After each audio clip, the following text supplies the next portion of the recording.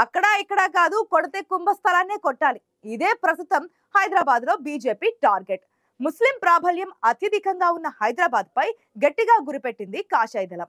దశాబ్దాలుగా ఓటమి ఎరుగని ఓవైసీకి చెక్ పెట్టేందుకు తొలిసారి మహిళా అభ్యర్థిని రంగంలోకి దించింది. ఆమె వచ్చి రాగానే తూటా లాంటి మాటలతో బీజేపీలో జోష్ నింపుతుంటే ఎంఐఎంలో కొత్త టెన్షన్ మొదలైంది. బీజేపీ బరిలోకి దించిన ఆ మహిళకు ఉన్న శక్తి ఏంటి? రాష్ట్రం మొత్తం ఆ స్థానంపై ప్రత్యేక ఫోకస్ చేయడానికి కారణాలేంటి?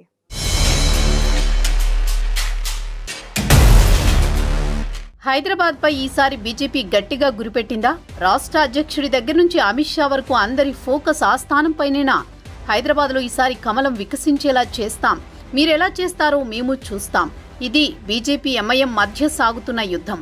తెలంగాణలో జరుగుతున్న పార్లమెంట్ ఎన్నికల్లో ఇప్పుడు అందరి దృష్టి హైదరాబాద్ పార్లమెంటుపైనే ఉంది.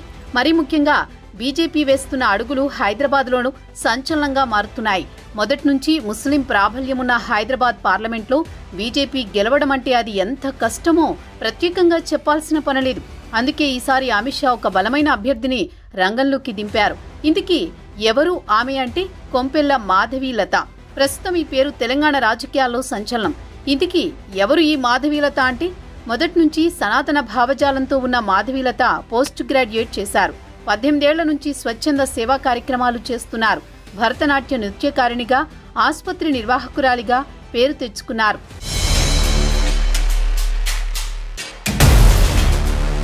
ఇంత హఠాత్తుగా ఆమెకు టికెట్ ఎందుకిచ్చారు? దాని వెనుక బీజేపీ వ్యూహమేంటి? పాత బస్తీ మొదటి నుంచి ముస్లిం ప్రాబల్యమున్న ప్రాంతం. అజ్దుద్దీన్ ఓవైసీ 2004 నుంచి హైదరాబాద్ నియోజకవర్గానికి ప్రాతినిధ్యం వహిస్తున్నారు. 1984లో ఓవైసీ తండ్రి సలావుద్దీన్ ఓవైసీ గెలిచినప్పటి నుంచి హైదరాబాద్ లోక్సభ నియోజకవర్గం మజ్లిస్కు కంచుకోటగా ఉంది. 2004 నుంచి ఆ సీటు అజ్దుద్దీన్ ఓవైసీకే దక్కుతోంది. 2019లో ఓవైసీ ఓట్లకు బీజేపీకి చెందిన భగవంతరావుకు మధ్య తేడా దాదాపు 3 లక్షలు. ముస్లింలలో వ్యతిరేకత ముద్ర వేసుకున్న బీజేపీ ఈసారి దానిని పోగొట్టాలంటే ఖచ్చితంగా హైదరాబాద్లో సత్తా చాటాలని చూస్తోంది.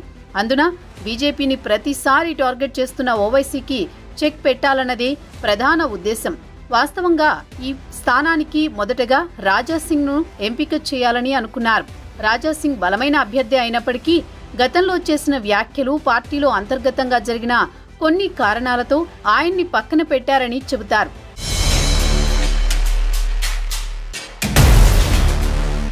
ఇలా చాలా కారణాలతో రాజాసింగ్ని కాదని కొత్తగా మాధవీలతని తెరపైకి తీసుకొచ్చారు. ఇంతకీ మాధవీలత బలం ఏంటన్నది చూస్తే వ్యక్తిగతంగా ఆమె చాలా బలవంతురాలు, ధైర్యమైన మహిళ, అన్నింటికంటే ముఖ్యం బలమైన హిందుత్వవాది. త్రిపుల్ తలాక్కు వ్యతిరేకంగా బీజేపీ చేసిన ప్రచారానికి బలాన్ని ఇచ్చారు. మాధవీలత ఒక ప్రొఫెషనల్ భరతనాట్య నృత్యకారిణి. ఆమె తన పిల్లలందరికీ హోమ్ స్కూల్ చేయడం కోసం వార్తల్లో నిలిచారు. మాధవీలత భర్త విశ్వనాథ్ విరించి హాస్పిటల్ చైర్మన్ గా ఉన్నారు. మాధవీలత సనాతన ధర్మ ప్రచార వక్తగా కూడా గుర్తింపు పొందారు. లోపాముద్ర చారిటబుల్ ట్రస్ట్, లతామా ఫౌండేషన్ మొదలైనవి నిర్వహిస్తున్నారు. వీటన్నింటికన్నా ముఖ్యంగా హైదరాబాద్లో బీజేపీ నుంచి బరిలోకి దిగిన తొలి మహిళా అభ్యర్థి. ఆమె పేరు ప్రకటించగానే రాష్ట్రం మొత్తం ఒక్కసారిగా ఇటువైపు చూసింది. ఆమెకు కూడా అంతే దూకుడు. ఓవైసీపై అటాక్ మొదలుపెట్టారు.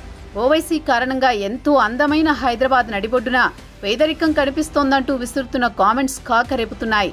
ఓవైసీ రిటైర్మెంట్ తీసుకోవాలని 21 లక్షల మంది ఓటర్ల కన్నీళ్లు న్యూఢిల్లీని కదిలించి హైదరాబాద్లో యుద్ధం ప్రకటించాయని, ఇప్పుడు వీరికి న్యాయం జరుగుతుందని ధీమా వ్యక్తం చేస్తున్నారు.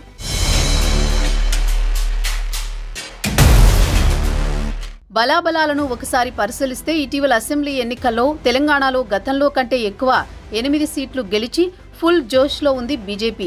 ఇదే ఊపుతో అత్యధిక పార్లమెంటు స్థానాలను గెలుచుకోవాలని భావిస్తోంది.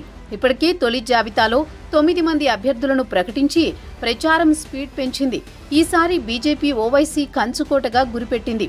ముస్లిం ఓటర్లు అత్యధికంగా ఉండడం బీజేపీకి ప్రతికూలించే అంశం. కానీ మాధవీలత కాన్ఫిడెన్స్ మరో లెవెల్లో ఉంది. ఆమె కూడా పాత బస్తీ వ్యక్తే కావడంతో ప్రజల అటెన్షన్ తీసుకురావడంలో పెద్దగా సమయం తీసుకోలేదు. మహిళా ఓటర్లపై నమ్మకం పెట్టుకున్నారు. ముస్లిం మహిళా ఓటర్లు ఆదరిస్తారని ఆశిస్తున్నారు. మరి బీజేపీ పెద్దలు పెట్టుకున్న నమ్మకాన్ని హైదరాబాద్ కోటలో ఏ స్థాయికి మాధవీలత తీసుకువెళ్తారో చూడాలి.